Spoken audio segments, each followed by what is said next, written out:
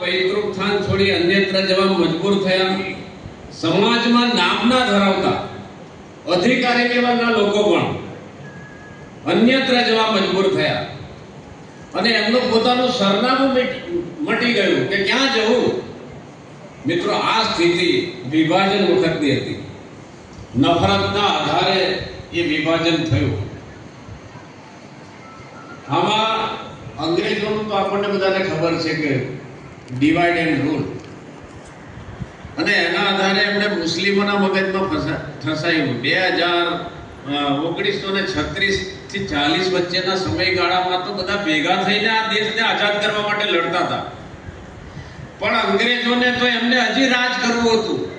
એટલે મુસ્લિમોને ફસાયું કે આ તમે તો શાસન કરવા માટે સર્જાયેલા છે, અને હિન્દુઓને અલગ રીતે ટ્રીટ કરતા. મિત્રો, ઇતિહાસ સાક્ષી છે કે આ રાણા સાંગાથી લઈને રાણા પ્રતાપ સુધીનો 1000 વર્ષનો ઇતિહાસ જુઓ તો આ દેશમાં આપણા એ વખતના શૂરવીરોએ કોઈને ઠરી ઠામ થઈને રાજ કરવા નથી દીધું. એ મોગલો હોય કે અંગ્રેજો હોય. છત્રપતિ શિવાજી મહારાજ એમણે ફરીથી આ ધર્મ સંસ્થાપન કરી અને હિન્દુ સામ્રાજ્યની સ્થાપના કરી. એમણે અંગ્રેજોને પરસેવો લાવી દીધો. તો આ ઇતિહાસ આપણને ખબર છે, એ તો નજીકનો ઇતિહાસ છે, પણ 1000 વર્ષનો ઇતિહાસ પણ તપાસીએ ને તો આ દેશમાં કોઈ સંપૂર્ણ દેશ પર કોઈ રાજ નથી કરી શક્યા. સાઉથમાં પણ આપણા રાજાઓ રાજ કરતા એ વખતે આઝાદી પહેલા. મિત્રો, આ સ્થિતિ હતી, પણ ઇતિહાસને ખોટી રીતે ભણાવવામાં આવ્યો અંગ્રેજો વખતે, અને એને કારણે હિન્દુ મુસ્લિમમાં વેર ભાવનાના બીજ રોપાયા. અને મિત્રો, આ જીણાને તો કઈ લેવા દેવા નથી. નહેરુને તો જલ્દી સત્તામાં આવી જવું હતું, અને એટલા માટે ભાગલા પાડવાની જે યોજના બનવી જોઈએ, માની લો કે ભાગલા પડ્યા અનિવાર્ય હતું એમના માટે. ગાંધીજી નતા ઈચ્છતા, દેશનો ક્રાંતિકારી હતો તો જે અંગ્રેજોના છાતીમાં દોડે દિવસે ગોળી મારતો હતો, એને પણ આ કબૂલ મંજૂર નહોતું.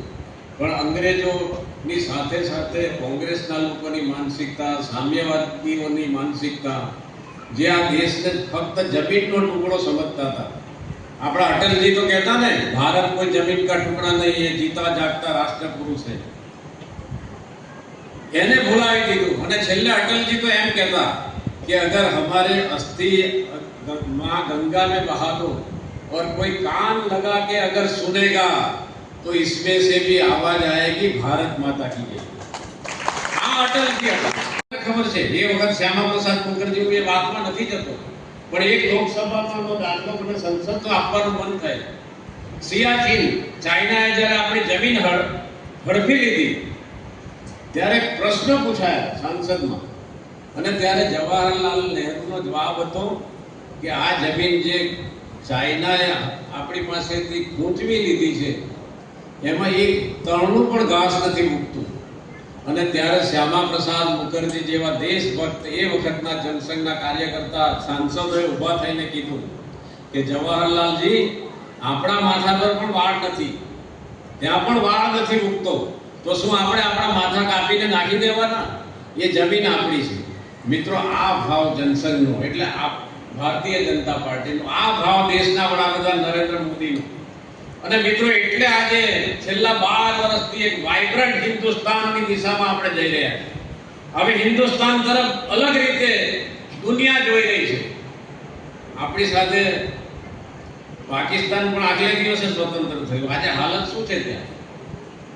મહર્ષિ અરવિંદે પણ ભવિષ્યવાણી કરી છે કે હિન્દુસ્તાન ફરીથી અખંડ થઈને રહેવાનું છે. મિત્રો, આજે આ વિભીષિકામાંથી આપણે સંકલ્પ લઈને જવાનું છે, પ્રેરણા લઈને જવાનું છે કે 2047 સુધી આ દેશ વિશ્વગુરુ બને, વિકસિત થાય, એ દિશામાં આપણે પણ સંકલ્પ લઈને ચાલવાનું છે.